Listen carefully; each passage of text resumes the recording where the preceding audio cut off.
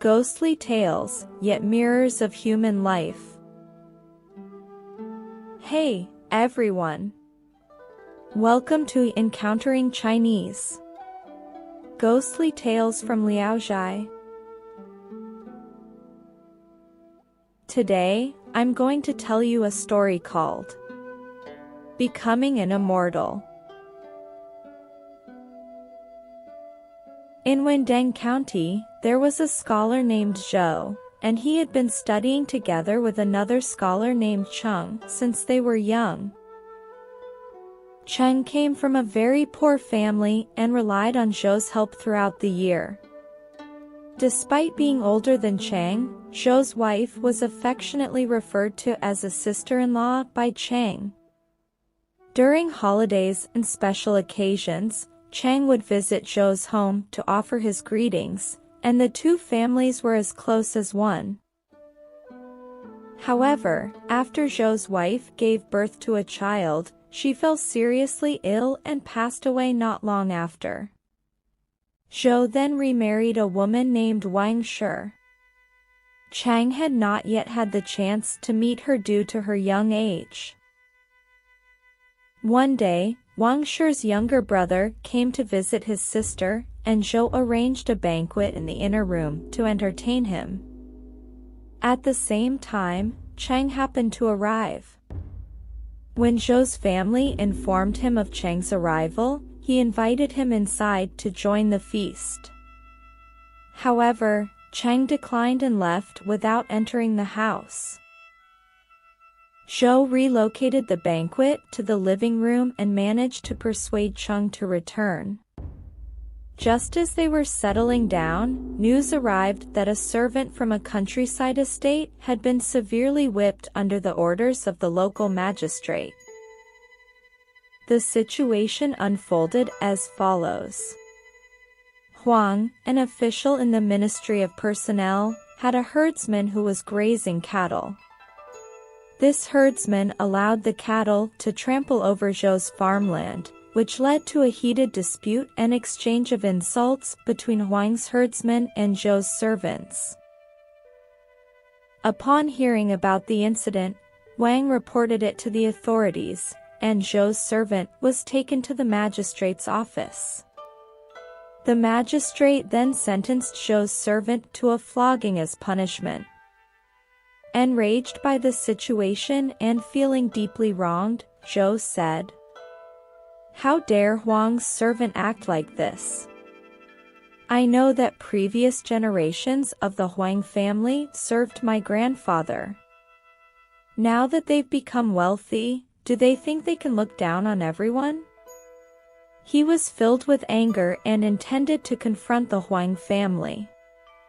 However, Cheng restrained him, advising, "In this world of power and dominance, these things often happen without rhyme or reason. Most officials nowadays are like bandits who don't wield weapons." Despite Cheng's repeated attempts to dissuade him, even resorting to tears and pleading, Zhou's anger remained. He could hardly sleep that night, tossing and turning in bed. The next morning, Zhou said to his family, "The Huang family has wronged us, and they are my enemies, but I can temporarily set that aside. However, the county magistrate is an official appointed by the court, not some powerful individual's appointee. Even if there's a dispute between two families, as an official, he should listen to both sides. Why does he behave like a dog, ready to bite at his master's command? I'll write a petition and request the county magistrate to punish Huang's servant. Let's see how he handles it." Encouraged by his family members, Zhou made up his mind. He wrote a formal complaint and went to see the county magistrate. When the magistrate saw the complaint, he angrily tore it apart and threw it on the ground. This incensed Zhou, and he verbally confronted the magistrate. Unexpectedly, the magistrate, humiliated and infuriated, ordered Zhou's arrest and had him thrown into prison. One day, Chang went to visit Zhou's home, only to learn that Zhou had gone to the county to file a complaint and argue his case. Chang became extremely worried and hurried to the city to dissuade Zhou. However, he heard that Zhou had already been thrown into the prison. Chang was in despair, pounding his chest and stomping his feet. At that moment, he couldn't think of a solution. Around the same time, the county captured 3 pirates. The county magistrate, in collusion with the Huang family, bribed these pirates to falsely accuse Zhou of being an accomplice. The magistrate then reported to the higher authorities based on the pirates' testimonies. Consequently, the officialdom stripped Zhou of his scholar status and subjected him to brutal torture. Chang visited Zhou in prison, and the 2 friends met in sorrow, discussing the possibility of directly appealing Zhou's case to the emperor. Zhou said, "I'm locked up in this prison, like a bird in a cage. My younger brother can only bring me food." Chang, without hesitation, volunteered and declared, "This is my responsibility. Friends are of no use if they don't come to the aid of each other in times of danger." With that, Chang set off for the capital. However, when Zhou's younger brother arrived to provide Chang with travel expenses, he was informed that Chang had already left a long time ago. Upon reaching the capital, Chang struggled to find a way to lodge his appeal. One day, Chang heard that the emperor was going hunting and decided to hide in the woods ahead of time. Soon, the emperor's carriage passed by, and Chang rushed out, prostrating himself on the ground, weeping and pleading for justice. The emperor accepted Chang's petition and ordered his attendants to deliver it to the provincial governor of Shandong, instructing him to investigate the case and report back. At this point, it had been over 10 months since Zhou had been imprisoned, and he had already been subjected to severe torture in the county court, leading to a death sentence.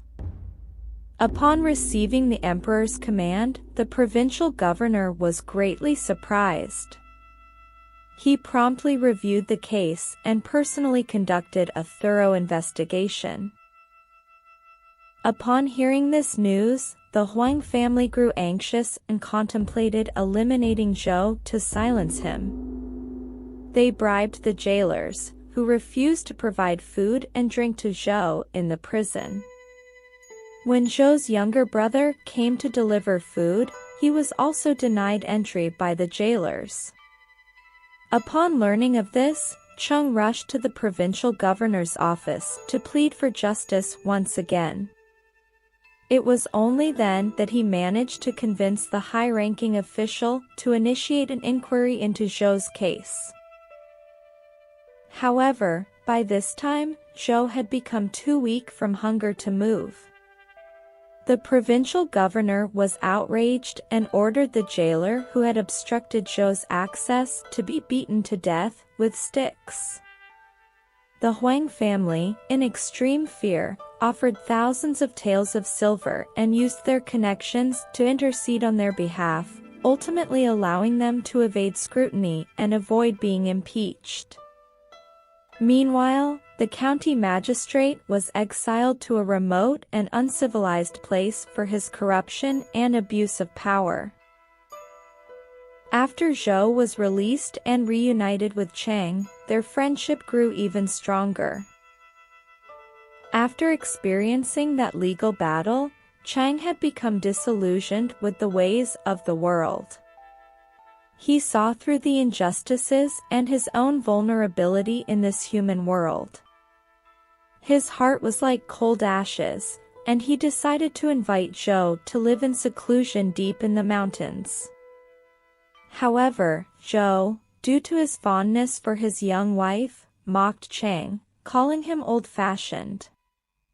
Although Chang didn't say much in response, he had already made up his mind to retreat into seclusion. After parting ways with Zhou, Chang didn't visit Zhou's home for several days. Concerned about his whereabouts, Zhou sent his servants to Chang's home to inquire, but Chang's family was suspicious and believed that Chang had been staying at Zhou's house all along. This made them realize that Chang was missing. Zhou, understanding the reason behind this, sent people to search for him, but they scoured temples, monasteries, deep mountain ravines, and almost every possible place without any trace of Chang. Zhou could only send money and clothing to Chang's family to provide some relief for his wife and children. And so, another 8 or 9 years passed. Suddenly, one day, Chang returned on his own. Zhou saw him wearing a Taoist crown and robes, looking like a true Taoist. Zhou was overjoyed and grabbed Chang's arm, asking, "Where have you been? I searched everywhere for you but couldn't find you." Chang smiled and replied, "I am now like a solitary cloud and a wild crane, wandering everywhere without a fixed abode. Fortunately, after parting with you, my health has held up quite well." Zhou immediately ordered a feast, and the two of them chatted about their lives after such a long separation. Zhou wanted Chang to change out of his Taoist attire, but Chang simply smiled and remained silent. Zhou said, "You're being foolish. How can you abandon your wife and children like old, worn-out shoes?"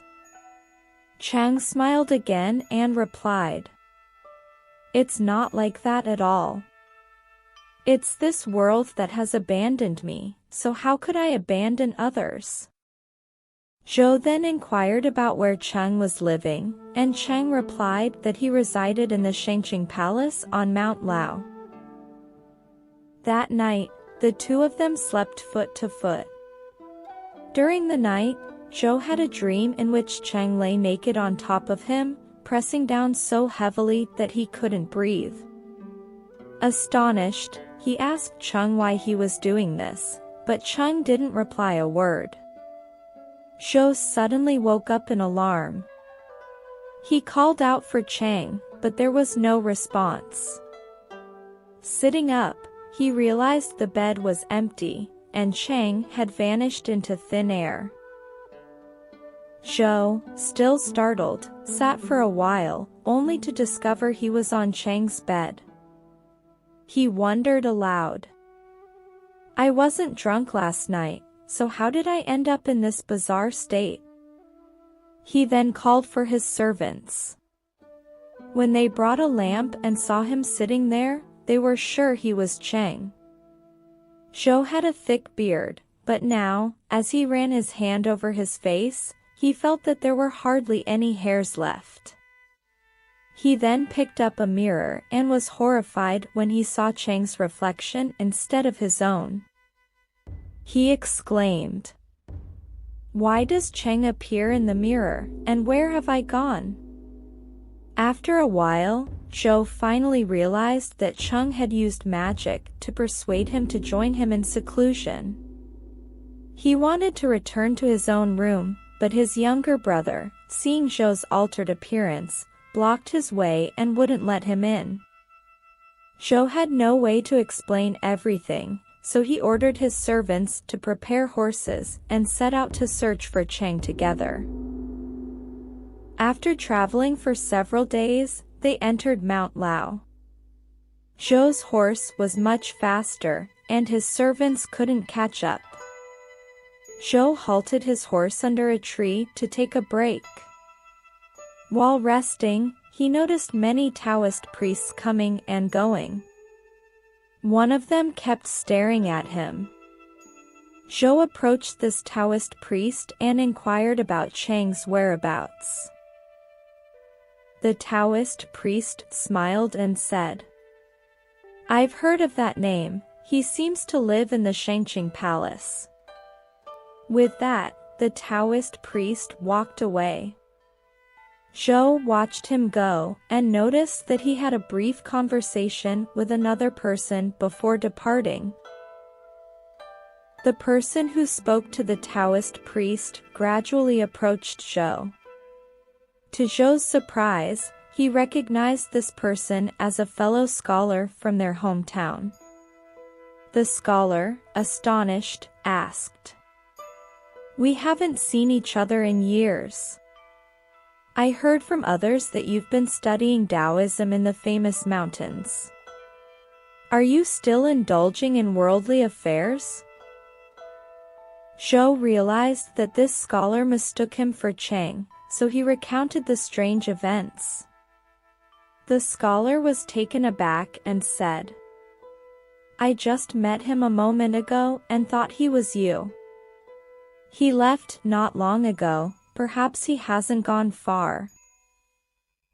Zhou was equally astonished and told the scholar, "It's truly strange. How could I not recognize my own face when it passed right by me?" At that moment, Zhou's servants found his location. He quickly mounted his horse and galloped ahead to catch up with the Taoist. However, to his amazement, the Taoist had vanished without a trace. They pursued for a while, but the mountain terrain grew increasingly rugged, making it impossible to continue on horseback. Zhou entrusted his horse to his servants and instructed them to return home while he continued on foot, determined to pursue the Taoist. After walking for a while, Zhou spotted a Taoist disciple sitting alone. He approached and asked for directions, explaining that he was looking for Chang.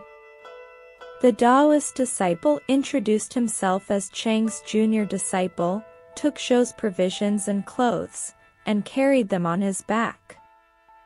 He then guided Zhou on their journey. They traveled together, enduring hardships and sleeping under the stars for 3 days. They walked quite a distance. When they finally arrived, Zhou realized that this place wasn't the Shangqing Palace that people spoke of in the mortal world. It was already mid-October, yet the surroundings were still filled with blooming flowers, far from the early winter season. The Taoist disciple entered to report the arrival of a guest, and Chang immediately came out to greet Zhou. It was only then that Zhou recognized his own appearance. They held hands and entered the house, engaging in conversation over wine. Zhou noticed several birds in the courtyard, adorned with colorful feathers. These birds were exceptionally tame, not fearing humans, and their melodious calls resembled the sound of musical instruments. They often flew to their seats and sang. Zhou was deeply amazed but couldn't forget the mortal world and had no intention of staying there for long.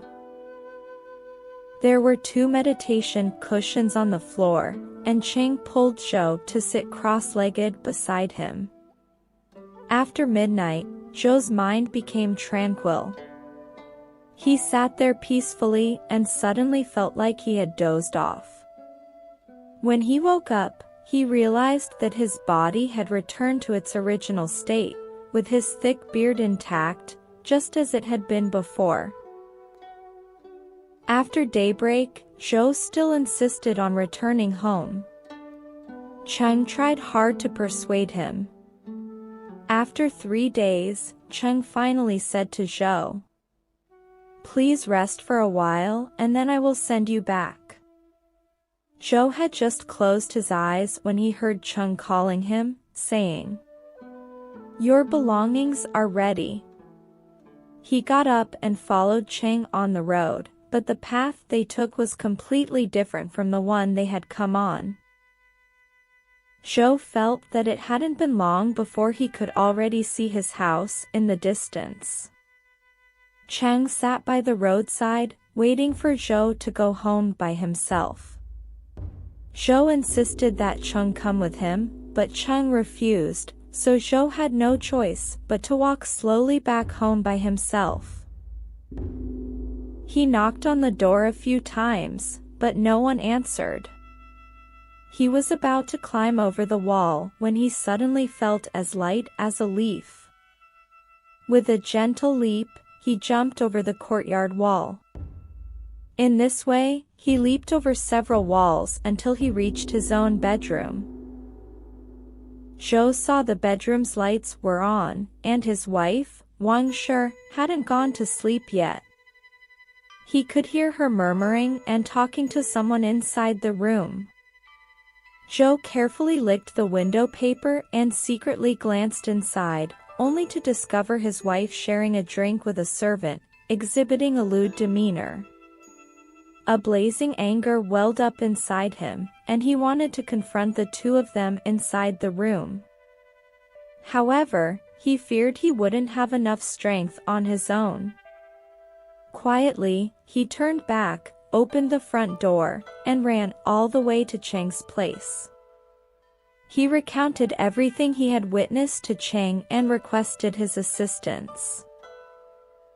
Chang willingly accompanied him and entered the innermost bedroom.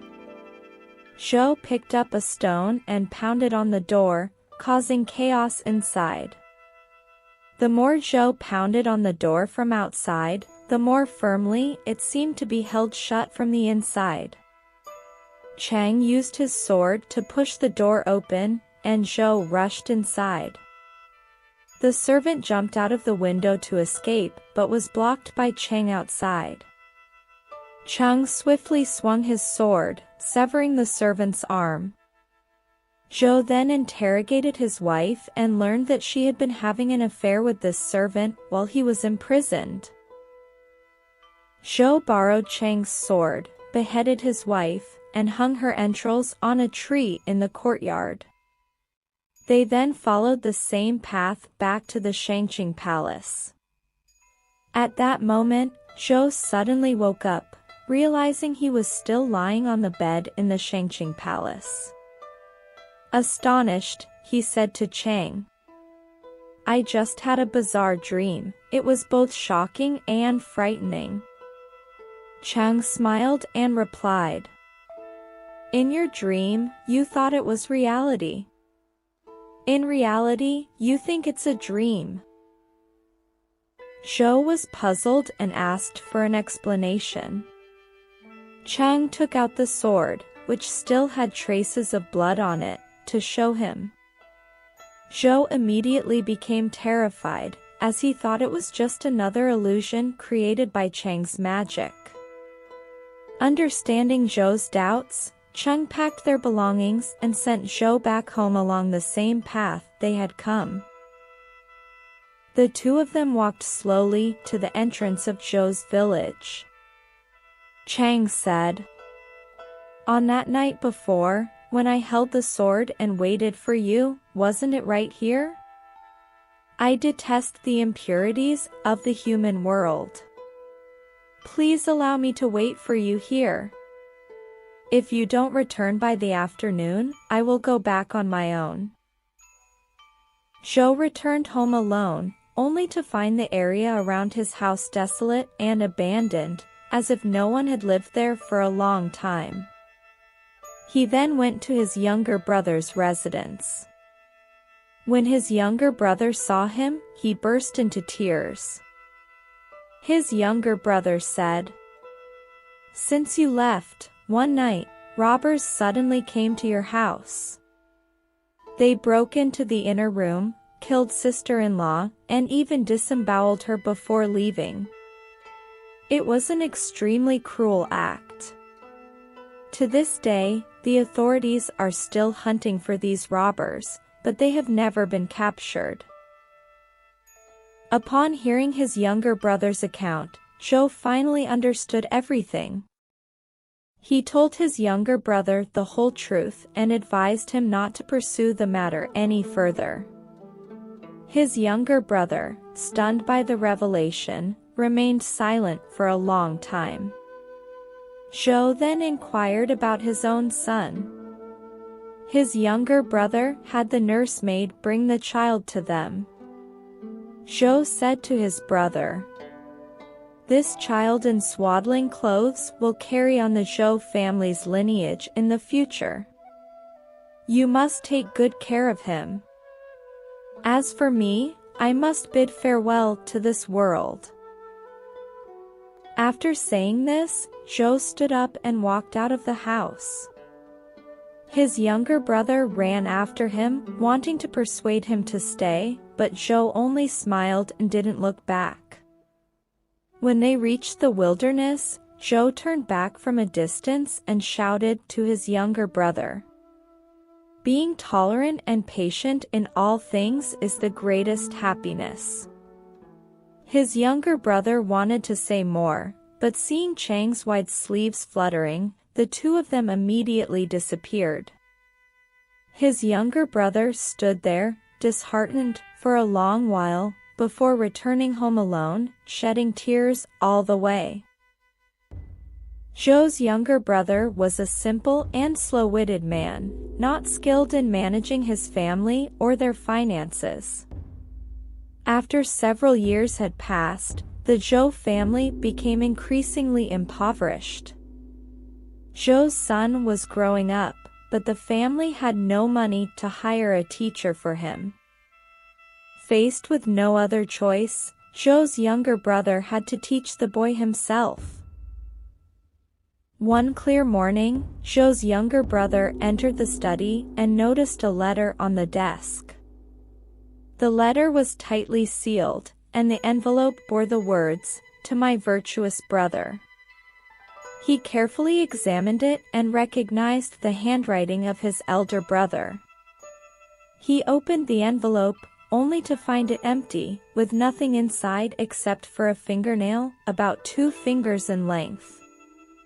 His younger brother found this extremely puzzling. He placed the fingernail on an inkstone and left the room to inquire with the family members about the origin of the letter. However, no one knew anything about it. When he returned to the study and checked again, he discovered that the inkstone beneath the fingernail had turned into gleaming gold. His younger brother was greatly astonished. He conducted further experiments, using the fingernail to touch copper and iron objects in the house, and found that they, too, transformed into gold.